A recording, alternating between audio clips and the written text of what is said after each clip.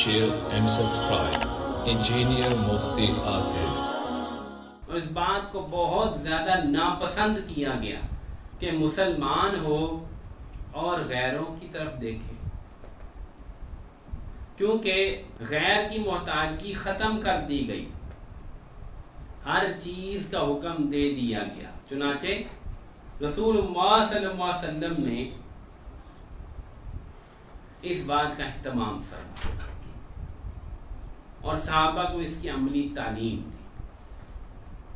زیادہ خطرہ یہود اور نصارہ سے تھا، کیونکہ مشرکین وہ تو شرک میں مبتلا تھے اور اسلام کا مزاج خالصتاً توحید کا ہے۔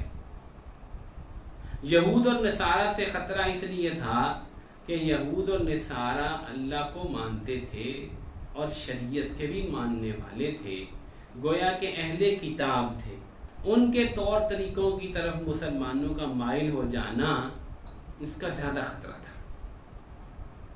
چنانچہ اللہ تعالیٰ نے بار بار تنبیہ فرمائی، یا ایھا الذین آمنوا لا تتخذوا الیہود والنصارى اولیاء، اے ایمان والو دیکھو یہود اور نصارہ کو اپنا دوست نہ بناؤ، بعضهم اولیاء بعض، یہ ایک دوسرے کے تو دوست ہو سکتے ہیں، تمہارے دوست نہیں۔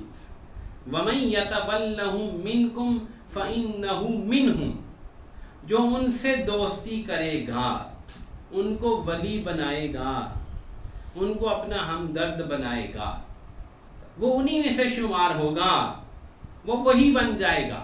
چنانچہ آپ علیہ السلام نے بڑی وضاحت سے فرما دیا، من تشبہ بقوم فہو منہ، یہ اسی آیت کی تفسیر ہے، جو کسی قوم کی مشابہت اختیار کرے گا وہ انہی میں شمار کیا جائے گا، انہی جیسا۔ کل قیامت میں بھی انہی کے ساتھ خطرہ ہے کہ اس کا حشر کر دیا جائے۔ چنانچہ یہود اور نصارہ کی دوستی، یہود اور نصارہ کو منانا، یہود اور نصارہ کو اپنے ساتھ ملانا، یہ بالکل وضاحت سے بتا دیا گیا کہ یہ ممکن ہی نہیں ہے۔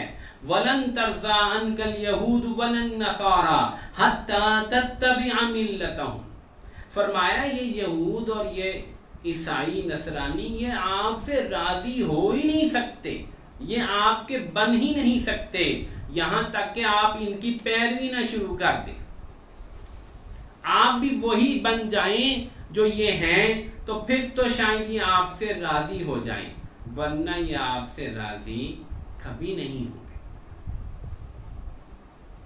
چنانچہ ادنا سی مشابہت کسی ایک طریقے میں بھی اس کی اجازت نہیں۔ سورۃ نساء ہے، ایک بات کہہ رہے ہیں کافر اور منافقین، اور مسلمانوں کو کہا گیا وَلَا تَكُونُوا كَالَّذِينَ كَفَرُوا وَقَالُوا لِإِخْوَانِهِمْ إِذَا ضَرَبُوا فِي الْأَرْضِ أَوْ كَانُوا غُزًّى لَّوْ كَانُوا عِندَنَا مَا مَاتُوا وَمَا قُتِلُوا، دیکھو تم ان کافروں کی طرح نہ ہو جانا جنہوں نے یہ بات کی ہے۔